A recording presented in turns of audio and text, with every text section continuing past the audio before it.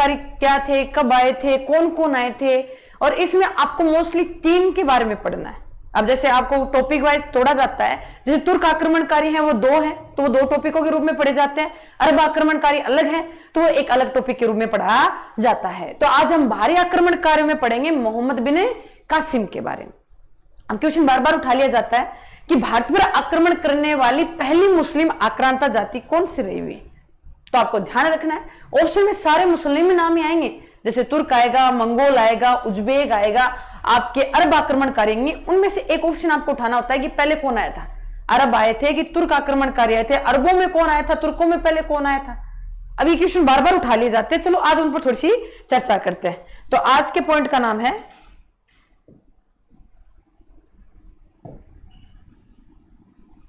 अरब आक्रमणकारी। अरब आक्रमणकारी, चलो इस पर आगे थोड़ी चर्चा करते हैं कि भारत पर आक्रमण करने वाली पहली मुस्लिम आक्रांता जाति कौन सी रही हुई है, अरब आक्रमणकारी रही हुई है। अब उसमें से ये पूछा जाए कि भारत पर आक्रमण करने वाला प्रथम सफल अरब आक्रमणकारी कौन है, तो आपको बहुत प्यार से और सीधा सा जवाब देना है मोहम्मद बिन कासिम। हमने 9th-10th की पुस्तकों में मोस्टली इनके इतिहास के बारे में बहुत ज्यादा चर्चा पहले हम कर चुके हैं। हमने जो पढ़ा है आज वही इतिहास में हम आगे पढ़ रहे हैं, जो हम पहले पढ़ चुके बस उसे हम रिपीट कर रहे हैं। आपको आता सब कुछ है, उस चीज को वापस रिपीट करने का प्रयास कर रहे हैं। तो आपको ध्यान रखना है भारत पर सिर्फ एक तुर्क आक्रमणकारी के बारे में आपको विशेष चर्चा करनी है, जिसका नाम है मोहम्मद बिन कासिम। किसके बारे में? मोहम्मद बिन कासिम।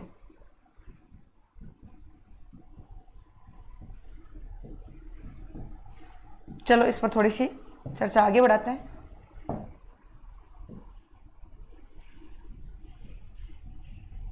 चलो इसको थोड़ा सा आगे बढ़ाते हैं। अब कहते हैं भारत पर आक्रमण करने वाला प्रथम आपके तुर्क आक्रमणकारी है, सॉरी अरब आक्रमणकारी है। कौन है? या आपके भारत पर आक्रमण करने वाला प्रथम अरब आक्रमणकारी है। कहते हैं उम्र में मात्र 17 साल का था। कितना था? उम्र में मात्र 17 साल का था। ये भारत क्यों आया, पहले उस पर थोड़ी सी चर्चा करते हैं। अब सीधा आया, लड़ा, वो पुरानी चीजें होगी। एक चीज को कॉन्सेप्ट के थ्रू याद करोगे तो वो चीज बहुत जल्दी याद हो जाती है। ये भारत क्यों आया, इसने भारत में कौन कौन से युद्ध लड़े, भारत में आया तो इसने किन किन चीजों का विकास किया, आज हम उन पर चर्चा करेंगे कि भारत में आया तो उसमें भारत आने पर बदलाव क्या हुआ, भारत आने के मुख्य उद्देश्य क्या थे, कितनी बार आक्रमण किया है, क्या क्या विशेष बातें रही हैं इसके आक्रमण की। आज थोड़ी सी चर्चा उन पर करेंगे। हम आक्रमण एक ही पढ़ेंगे क्योंकि इसका एक ही महत्वपूर्ण आक्रमण है, उसी पर हम थोड़ी सी चर्चा ज्यादा करेंगे। कहते मोहम्मद बिन कासिम के बारे में चर्चा करते हैं, भारत पर आक्रमण करने क्यों आया। तो कहते हैं ये कोई राजा नहीं था, ये किसी सेनापति के तौर पर, सेनापति के पद पर आपके हिंदुस्तान पर आक्रमण करने आया है। और ये कहते हैं सेनापति था किसका? अल हज्जाज। इसके राजा का नाम याद रखना थोड़ा सा, कौन था? अल हज्जाज। कहते ये अल हज्जाज के सेनापति के रूप में भारत आए थे। हाँ, ये अल हज्जाज के सेनापति के रूप में हिंदुस्तान में पधारे थे और हिंदुस्तान पर आक्रमण इन्हीं के कारण से आए थे। अब कहते हैं दामाद भी थे रिश्ते में। कई बार सेनापतियों में इतने अच्छे गुण हो जाते हैं कि राजा महाराजा अपनी बेटियों का विवाह उनके साथ कर देते हैं। अब कहते हैं इतिहास बदला जाता है, गुण बड़े खतरनाक होते हैं। कहते वो पद नहीं देखा करते, वो जात नहीं देखते थे, वो वीर प्रताप भी कितना है वो देखा करते थे। सरकारी नौकरी तो आजकल देखने लगे, पहले सरकारी नौकरी नहीं होती थी। आपके राजा में, सेनापतियों में कितनी वीरता। कहते राजा उनसे इतने प्रभावित हो जाया करते थे कि उनसे अपनी पुत्रियों का विवाह तक कर देते थे। तो ये रिश्ते में अल हज्जाज का सेनापति, रिश्ते में अल हज्जाज के दामाद के रूप के पद के रूप में यहाँ हिंदुस्तान पधारे थे। आज चलो उन पर थोड़ी चर्चा करते हैं। अब कहते हैं अल हज्जाज के बारे में बात करें तो कहते हैं ये समुद्र का व्यापार करते हैं। समुद्र का व्यापार जानते हो, जो समुद्री मार्गों से होता है। कहते हिंदुस्तान से सामान खरीदते थे, अब क्या अखंड भारत से। कहते हिंदुस्तान से सामान खरीदा करते थे, आपके श्रीलंका वगैरह में बेचकर थोड़ा बहुत ऊपरी आय कमाकर अपना जीवन यापन कर रहे थे। अब कहते हैं इनके जहाजों को बहुत बार लूटा गया और सिंध के क्षेत्रों में समुद्री लुटेरों द्वारा इनके जहाजों को बहुत बार लूटा गया। कोई आता, आक्रमण करता, छीनता, वापस भाग जाता। एक बार बर्दाश्त कर लिया, कोई बात नहीं, बोला हो गया तो हो गया, आगे देखते हैं क्या चलता है। ठीक है, 2 या 3 बार ये चीजें हुई तो कहते हैं अल हज्जाज को थोड़ा सा गुस्सा है। नॉर्मल चीज है, हमें भी गुस्सा आएगा। कहते हैं एक थप्पड़ पर कभी घर वाले मारते हैं, थोड़ा गुस्सा कम आता है, दूसरी मारते हैं, थोड़ा गुस्सा कम आता है। कहते हैं ना इंसान है थोड़ा सा किसी कहीं ना कहीं जाकर थोड़ा गर्म स्वभाव में आ जाते हैं। अब कहते हैं इसको 4 या 5 बार जितनी बार भी लूटा गया होगा। कहते एक बार इसे गुस्सा आया, इसने सिंध का शासक था उस समय दाहिर सेन। कौन था? दाहिर सेन। उसके पास संदेश भिजवाया बड़े सुंदर से अक्षरों में लिखकर, बोला मेरे जहाजों को 5 बार या 6 बार, जितनी भी बार तुम्हारे क्षेत्र में लुटा गया, इसका मतलब कहीं ना कहीं तुम डाकुओं के साथ मिले हुए। जितना मेरा नुकसान हुआ वो उसकी भरपाई तुम्हें करनी पड़ेगी, उसकी भरपाई तुम्हें करनी पड़ेगी। एक समय बाद में तुम्हें मुझे पूरा का पूरा हट जाना, जितना मेरा नुकसान हुआ है वो सारे के सारे पैसे तुम्हें मुझे देने पड़ेंगे। अब जाहिर से हिंदुस्तान में राजाओं की कमी कभी रही नहीं, वीर प्रतापियों की बिल्कुल कमी नहीं रही।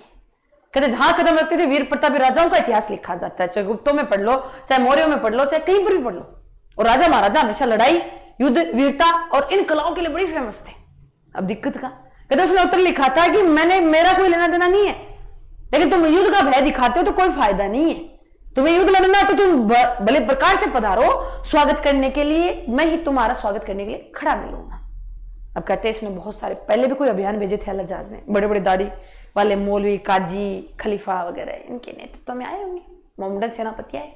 कहते एक कहावत चलती है अपने हिंदुस्तान में कि शेर के घर में आने के निशान होते हैं, जाने के निशान नहीं होते।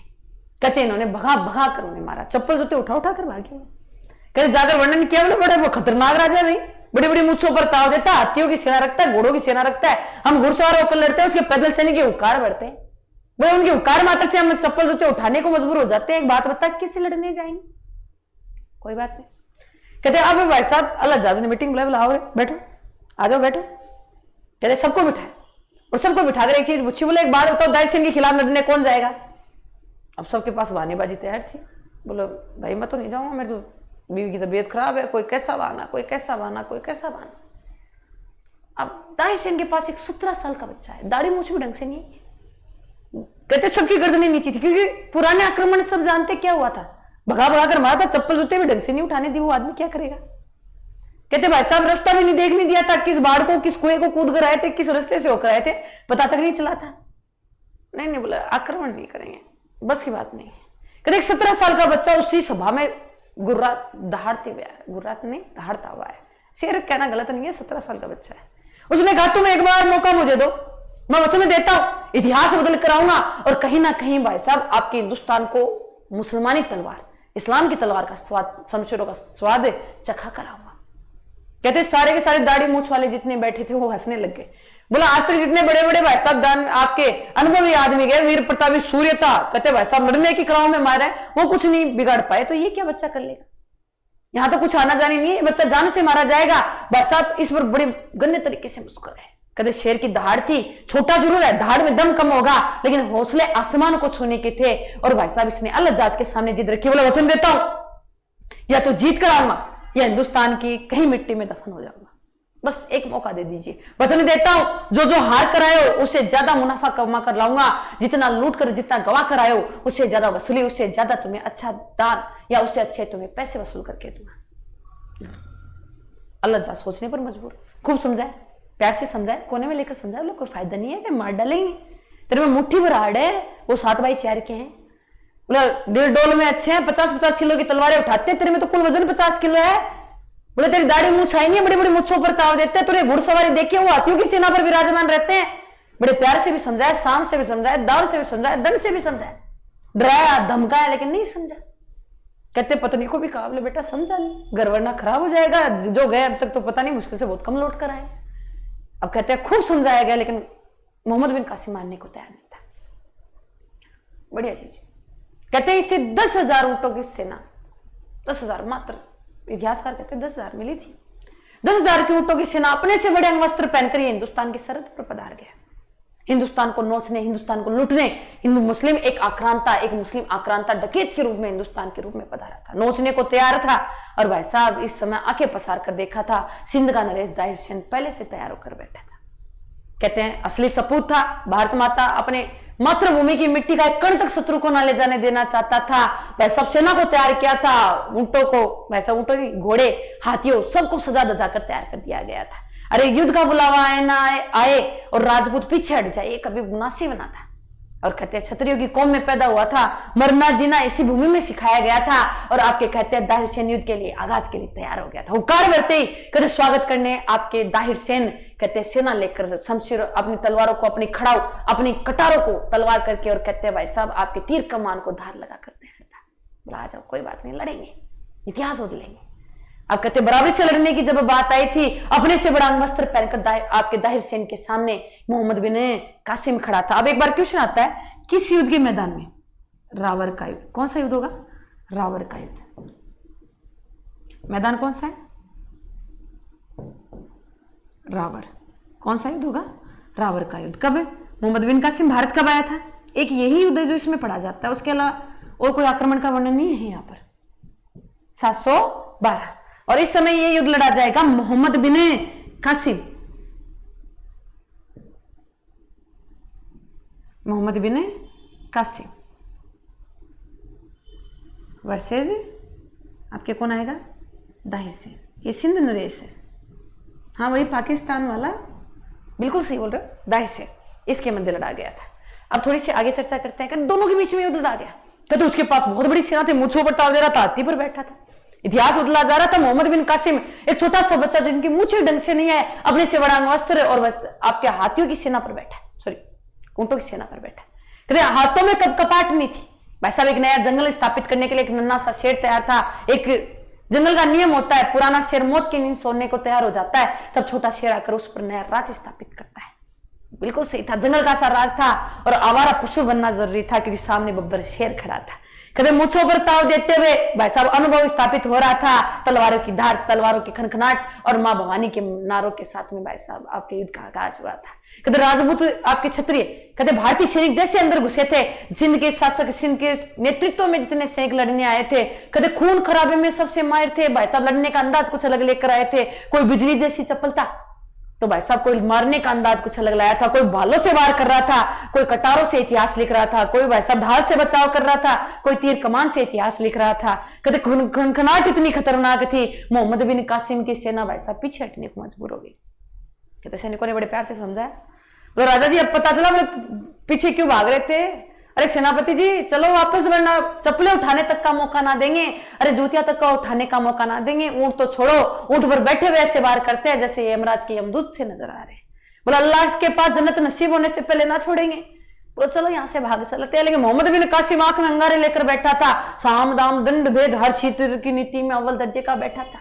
कभी युद्ध के मैदान में जब गुंजा था, भाई साहब क्षत्रियों की धाक में कमजोरी आई थी, जब भाई साहब ये अरब आक्रमणकारी नोचने के लिए तैयार हुआ था। लड़ने का अंदाज इतना अलग था कि भाई साहब बिजली जैसी चप्पलता इसकी अलग नजर आ रही थी। क्षत्रियों का खून बहाना आसान ना था।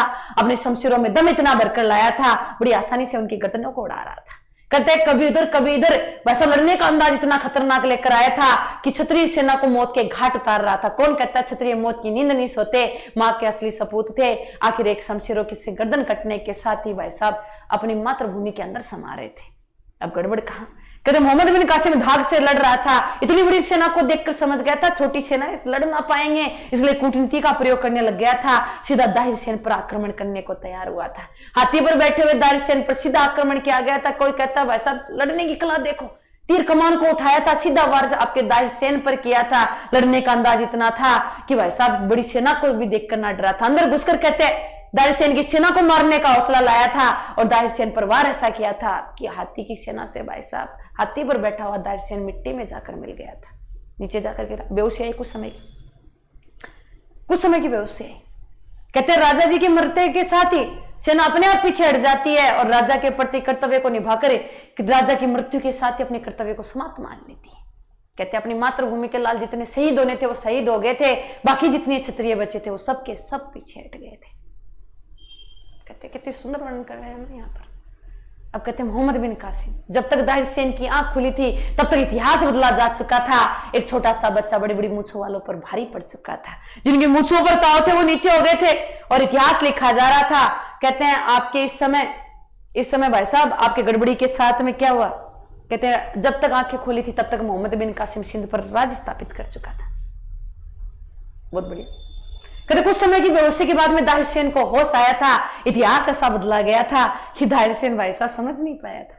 कहते क्षत्रियों की लाशों के ढेर पर मोहम्मद बिन कासिम बैठा था। यमराज आपके यमदूत सबके दर्शन करवा रहा था। कहते बड़े घूमते हुए, कहते एक भेड़िया जब शिकार करता है उसके साथ कुछ समय तक खेलने का प्रयास करता है। कहते क्षत्रिय उसको मारना आसान है, शेर चाहे बूढ़ा हो, लेकिन उसके पास जाने से भी डर लगता है कि झपट्टा मारेगा, पाव किलो मांस से निकाल डालेगा। कभी समय घायलावस्था में लेकिन फिर भी घबरा ना रहा है। मोहम्मद बिन कासिम ने बड़े प्यार से पूछा होगा किसी समय तो एक बात बताओ, बोले मार दिया जाए कि छोड़ दिया जाए, बोल तेरे साथ क्या सलूक किया जाए। क्षत्रिय था, बोले भीख की जिंदगी जिया ना करते, भीख की जिंदगी जिया ना करते हैं, इतिहास कुछ अलग लिखा करते हैं। एक काम करना, मौत की भीख मुझे दे डालना, और एक जीते हुए राजा के साथ जो किया जाता है, हारे हुए राजा के साथ, वही सलूक मेरे साथ करना। मोहम्मद बिन कासिम बड़ा इंप्रेस हुआ, बोले अब समझ में आया, बोले मेरे वाले भाग के मर क्यों गए थे, आधे भाग गए थे, वापस लड़ने ही नहीं आए थे। इतना महान सेनापति, इतना बढ़िया शत्रु कहां मिलता है। और कहते हैं वैसा भी समय लड़ने का इतिहास लिखा गया था, और आपके कहते हैं दाहिर सेन की हत्या मोहम्मद बिन कासिम द्वारा कर दी गई थी।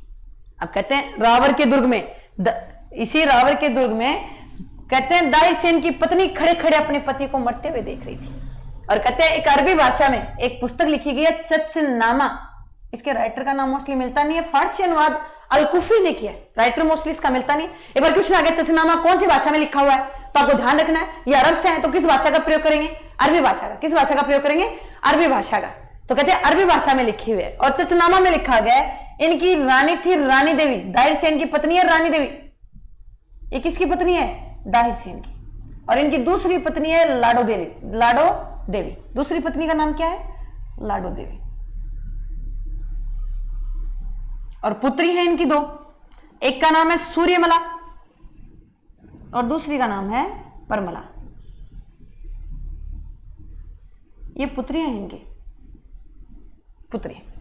अब सूर्यमला और परमला, कहते दाहिर सेन की पत्नी रानी देवी खड़े खड़े रावर के दुर्ग में अपने पति को मरते हुए देख रही थी। और भारतीय इतिहास के प्रथम जोहर का वर्णन, कहते भारतीय इतिहास के प्रथम जोहर का वर्णन है चचनामा पुस्तक में मिलता है, जिसमें कहा गया है कि दाहिर सेन की पत्नी रानी देवी ने भारतीय इतिहास का पहला जोहर किया था। जोहर जानते हो, कहते जीत की उम्मीद खत्म हो जाए, राजा जब मौत की नींद सो जाए तो अपनी अस्मिता को बचाने के लिए जल जोहर, अग्नि जोहर, कोई अग्नि में प्रवेश करता है, कहते हैं कोई जल में डूबकर मरता है। अग्नि जोहर सबसे ज्यादा होते हैं क्योंकि मरने के बाद में साड़ी के पल्लू का एक तार तक शत्रु के हाथ ना लगने देते हैं। कहते शरीर दर्जे खड़ी थी, आंखों में गुमान था, आंखों में गुमान था क्योंकि किसी बब्बर शेर की रानी थी, वैसा मौत के घाट भी ऐसा उतरा था, इतिहास बदल कर आई थी। कहते बहुत सुंदर। कहते पास जाकर अंदर जाकर देखा तो कहते अंधेरी रातों में भी उजाला कर गई थी, अग्नि प्रज्वलित करके भाई साहब एक पल भी डगमगाई ना थी। 16 श्रृंगार किए अपने पति के साथ मौत के घाट उतरना चाह रही थी, भेड़ियों के हाथ लगने से ज्यादा शेरनी भाई साहब एक सम्मान की मौत मरना चाह रही थी। अब गड़बड़ कहां हुई, कहते अग्नि में प्रवेश किया था, एक भी ना चिल्लाई थी। जोहर इतना आसानी, मजाक उड़ाते हैं लोग, पद्मिनी और इनकी कहानियां सुनते हो लोग मजाक लेते हैं कि 1.5 घंटा, क्यों, जरूरत कहां है। अरे स्वाभिमान था, मरना इतना आसान नहीं होता। और ये राजस्थान की धरा या तो सबसे ज्यादा क्या हुए हैं, जोर हुए। अरे चिल्लाती ना थी, दर्द भी होता था, चिल्लाती ना थी। मां भवानी अपनी कुल देवियों को याद करते करते पतियों के जयकारों के नारे लगाते लगाते आग में सम्मिलित हो जाया करती थी। भाई साहब दर्द बड़ा खतरनाक होता था। आज भी भाई साहब राजस्थान के जितने दुर्ग हैं उनमें ज्यादातर में दीवारें आज भी काली पड़ी हैं, क्योंकि रानियों की शौर्य गाथाएं आज भी गाती हैं। कहते रानी देवी भाई साहब इस समय गड़बड़ हुई थी। रानी देवी कहते जोहर का आगाज कर बैठी थी, और आपके कहते जब तक दुर्ग के दरवाजे खोले गए थे महिला नाम का एक शब्द तक ना बचा था। छोटी बच्चियां थी जो जोहर ना कर सकती थी, क्योंकि अविवाहित स्त्रियां कभी जोहर ना किया करती थी। शेरनी की बेटियां थी, शेर की बच्ची थी, भाई साहब डरना ये भी ना जानती थी। अपनी अस्मिता के लिए भी बराबर से लड़ी थी। उम्र में भी बहुत छोटी छोटी बच्चियां थी। भेड़ियों का झुंड इनके पीछे पड़ा था, भागकर बचने का प्रयास तो बहुत किया था, लेकिन सूर्यमला और परमला जो दाहिर सेन की पुत्रियां थी वो दोनों के दोनों आपके मोहम्मद बिन कासिम के हाथ लग गई थी। दोनों बहुत खूबसूरत थे। कहते राजस्थान की धरा में, आपके भारत की धरा में जितने पैदा हुए हैं उन रानियों का वर्णन बड़ा खूबसूरत वर्णन किया गया। पद्मिनी का गले में से पानी बहता था तो गले में से दिखाई देता था। वो श्रीलंका की तो थी लेकिन रानी तो राजस्थान की थी। सहयोगिता का वर्णन भी बहुत अच्छा है, हर रानी का वर्णन बहुत शानदार किया गया। अब दिक्कत यहाँ आई, कहते दोनों बहुत खूबसूरत थी। कहते इन्हें सच सम्मान के साथ में कहते हैं आपके अरब भेजा गया था, वहां के सबसे बड़ी खलीफा को भाई साहब तोहफे के रूप में इन्हें प्रस्तुत किया गया था। कहते दोनों के दोनों महिलाएं दोनों के दोनों बच्चियां इतनी खूबसूरत थी कि खलीफा भी इनकी खूबसूरती को देखकर चकरा गया था, और भाई साहब पहली बार में इनसे इंप्रेस होकर इन्हें जनाना खाने अपने हरम में ले जाने का आदेश दे दिया था। कहते पिता को मौत के घाट उतरते हुए देखा था, मां को जिंदा जलते हुए देखा था, कैसे पीछे हट जाती। आखिर छतरानियां थी, बिना तलवार उठाए भी दिमाग चलाकर शत्रुओं को मौत की नींद सुलाना घर में घुसकर। भाई साहब वो इतिहास तो छतरानियों ने कहीं ना कहीं लिखा है। अब गड़बड़ कहा, कहते दोनों भाई साहब मौत की भीख नहीं भाई साहब इज्जत की मौत मरना चाह रही थी, लेकिन जाते जाते अपने माता पिता के हत्यारे मोहम्मद बिन कासिम से बदला लेना चाह रही थी। कौन कहता है कि लड़ने के लिए तलवारों की जरूरत पड़ती है? दिमाग इतना दौड़ा हो, शत्रु घुटनों के बल आएगा, मरने का अंदाज ऐसा लेकर आओ, कब मौत के घाट उतरा था शत्रु को पता तक ना चलेगा। यही गड़बड़ इनके साथ हुई। कहते सूर्यमला और परमला दोनों खलीफा के सामने पीछे हट गई थी। बोला नहीं आप गलत कर रहे हो। बोला क्या? एक अच्छी बात के साथ। बोले सूंघे हुए फूल कभी भगवानों को नहीं चढ़ाए जाते, बासी फूल कभी पूजा के काम नहीं आते। यहाँ आने से पहले हमारी इज्जत को तार तार कर दिया गया है, हमारी अस्मिता को कब का लूट लिया गया है। कहते खलीफा इसकी खूबसूरती से इतना प्रभावित था कि गुस्से से आग बुलबुला हो उठा था। और एक बात कहते हो, बोले कार्य किसने किया है, नाम तुम्हें बताओ, मौत के घाट में उतार डालूंगा। एक बात बताओ, ये घिनौना काम किसने किया है, उसका नाम बताओ, इतिहास बदल डालूंगा। बच्चों ने बड़े प्यार से नाम लिया था। बोले इतिहास में मोहम्मद बिन कासिम के नाम से जाना जाता है। आपके पास तो सिर्फ तोहफा आया है, इस तोहफे का उपयोग तो कब का किया जा चुका है। कहते खलीफा ने मोहम्मद बिन कासिम के पास संदेश भिजवाया था। बोले मैं तुमसे मिलना चाह रहा हूं, मुझसे आकर जल्दी से जल्दी मिलना। और साथ में कहते हैं बैल की खाल भेजी गई थी, कोई कहता ऊंट की खाल भेजी गई थी। पहले के लोगों को मारने का तरीका हुआ करता था, जैसे ही जानवर मरता था उनकी खाल को उतारा जाता था।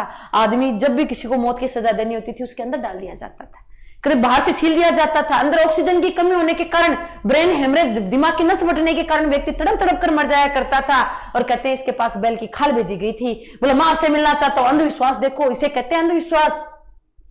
इसे पता था मौत के घाट उतरूंगा। और भाई साहब जाकर सीधा कहा गया था, बोले खलीफा तुमसे मिलना चाहते। खलीफा के प्रति सम्मान इतना ज्यादा था, कहते हैं कि आपके मोहम्मद बिन कासिम उस खाल में बैठे थे, उन्हें सील दिया गया था। पता था अंदर मौत है, लेकिन फिर भी ना घबराया था जब तक खलीफा के दरबार में पहुंचा था। कहते खाल को जब काटा गया तब तक मोहम्मद बिन कासिम अल्लाह को प्यारा हो चुका था। कहते हैं सूर्यमला और परमला दोनों ने बदला ले लिया। अब झूठ बोलकर मरना अच्छी चीज नहीं होती, झूठ बोलकर जीना अच्छी चीज नहीं थी। मैंने कहा था दाहिर सेन की पुत्रियां है, रानी देवी की संतानें हैं, इतनी आसानी से कैसे हार मान जाती।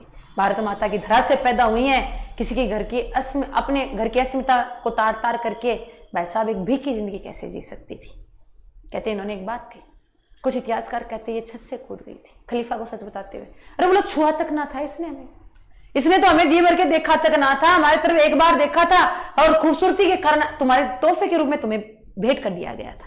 इसने तो हमें छुआ तक ना था, हमें तो बदला लेना था।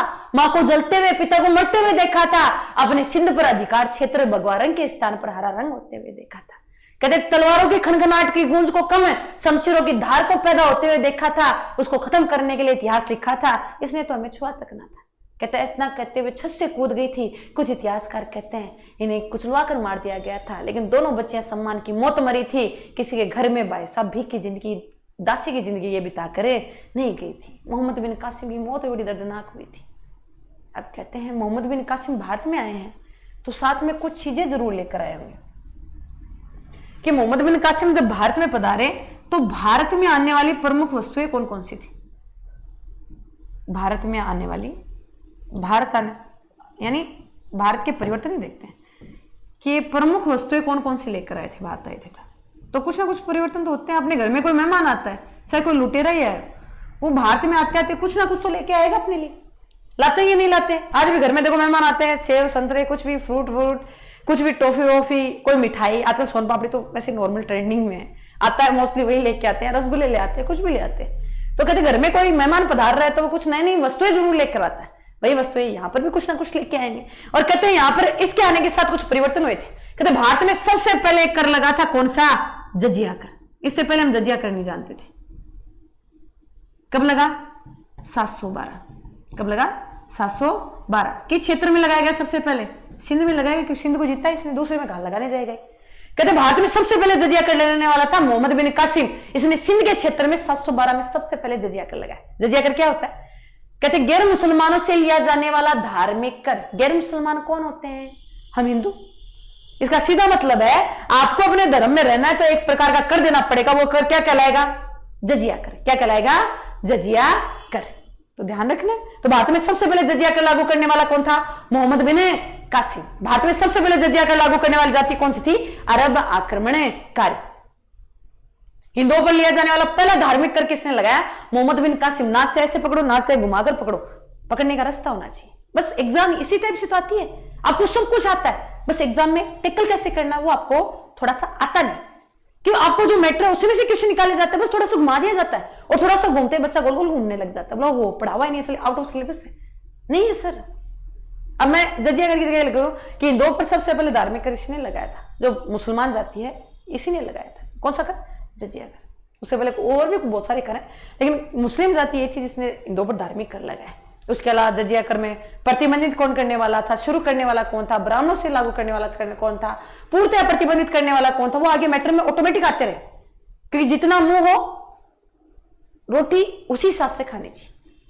अब एक साथ बहुत सारी चीजें खाने का प्रयास करोगे तो कहीं ना कहीं वो टूटने का सिस्टम रहता है। कहते हैं रोटी गले में अटक कर मौत के चांस ज्यादा होते हैं। हमें मौत नहीं लानी, हमें अच्छी चीजें लेकर चलनी है। तो चलो शुरू करते हैं। उसके बाद में भारत में सबसे पहले ऊंट लाने वाला कौन था? इससे पहले हमने ऊंट नहीं देखा। हाँ, पहली बार क्षत्रियों ने ऊंट देखा। वो पता नहीं कौन से काल वर्ग के सैनिक लेके आए हैं, बोलो पता नहीं कौन सा जानवर है, उत्साह शहर है ऐसे। अब बाद में उन्हें समझ में आया जानवर है, काटता नहीं है। लोग डर गए पहली बार तो। और भारत में सबसे पहले ऊंट ये लेकर आए, और राजस्थान में सबसे पहले ऊंट लाया था बाबू जी। कौन लाए थे? बाबू जी, याद रखना। अब आप कहोगे भारत आया है तो बैठने के साधन हो गए, इसने जाते जाते पैसे इकट्ठा करने का सिस्टम भी सेट कर लिया। मुझे एक बात बताओ, तो साथ में कोई ना कोई फ्रूट लाया होगा? कहते हैं हम बड़े खतरनाक हिंदुस्तानी है, हर चीज को बांट बैठे, हर रंग को बांट बैठे, हर फ्रूट को बांटा हमने, हर जानवर तक का हमने बंटवारा किया है। कहते हैं हिंदुओं को गाय तो मुसलमानों को बकरी दे डाली है हमने। कहते हैं हिंदुओं को हमने नारियल तो मुसलमानों को खजूर दिया है। और उसके बाद में अगर बात करें तो जो टोपी पहनता है वो मुसलमान है, जो चोटी रखता है वो हिंदू हमने बना डाला है। सही है। और अब बात करते हैं, हम हिंदू एक फ्रूट बहुत कम खाते हैं। जब भी खरीदने जाते हैं कोई कहता है हाँ हेल्थ के लिए बहुत अच्छा होता है, खरीदने जाते हैं तो एक ही चीज दिमाग में आती है, बोले मुसलमानों का फ्रूट है, हम क्या खा कर करेंगे। सही है। आपने नाम सुना होगा खजूर। भारत में सबसे पहले खजूर भी कौन लेकर आया? मोहम्मद बिन कासिम। तो भारत में सबसे पहले खजूर भी कौन लाने वाला था? मोहम्मद बिन कासिम। याद रह जाएगा। और भारत में सबसे पहले एक सिक्का आया था दिरहम, दिरहम सिक्का भी इसी ने लागू किया था। तो भारत में सबसे पहले खजूर, ऊंट और आपके दिरहम नामक सिक्का। और भारत में सबसे पहले जजिया कर लाने वाला कौन था? मोहम्मद बिन कासिम राव है। कौन राव है? मोहम्मद बिन कासिम राव है। अब मैं पूछे भारत में क्यों आया? इसके दो ही उद्देश्य थे। आज तक जितने मुस्लिम आक्रांता है उनके दो ही उद्देश्य रहे। एक तो भारत में इस्लाम धर्म का प्रचार प्रसार करना, जितने हिंदू हैं उनको मुसलमानों में कन्वर्ट करना, और दूसरा भारत को सोने की चिड़िया कहा जाता है। जहां हाथ डालोगे सोना ही सोना निकलता है, इसे सोने की चिड़िया कहा जाता है। उस सोने की चिड़िया को लूटने का मुख्य उद्देश्य था कि भाई साहब इतना धन लूट कर ले जाओ कि 2-3 साल आपको कर लगाने की जरूरत ही नहीं पड़े। और भारत में इतना सोना था, भारत को सोने की चिड़िया कहा जाता है, विश्व गुरु कहा जाता था उस समय। आज भी कहते हैं विश्व गुरु, तो सोने की चिड़िया कहा जाता था, इसका मतलब सोना तो था अपने पास। ठीक है। तो ये दो मुख्य उद्देश्य थे, एक तो धन दौलत ढूंढना और दूसरा अपने धर्म का प्रचार करना। और मोहम्मद बिन कासिम से मोस्टली इतने क्वेश्चन आपके पूछे जाते हैं, इससे ज्यादा क्वेश्चन आपके नहीं आते। ठीक है। अब थोड़ा सा रिपीट बैक करते हैं कि हमने क्या पढ़ा इतने टाइम में।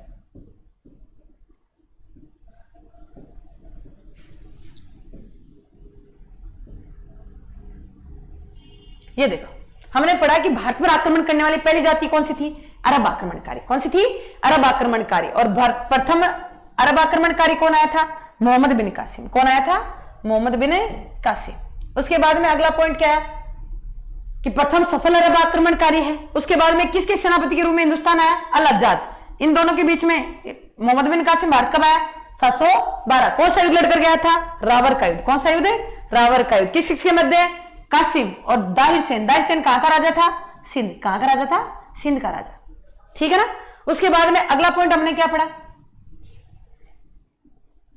ये कि चचनामा कौन सी भाषा में लिखी हुई है? मैंने कहा अरब से चलकर है तो किस भाषा में लिखी हुई होगी?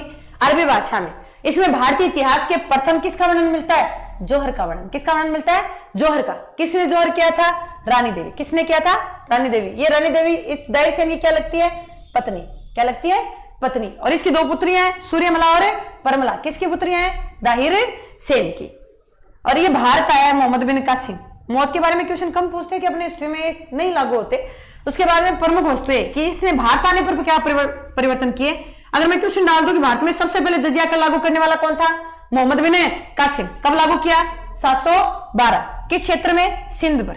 भारत में सबसे पहले ऊंटों की सलाह लेने वाला कौन था? मोहम्मद बिन कासिम।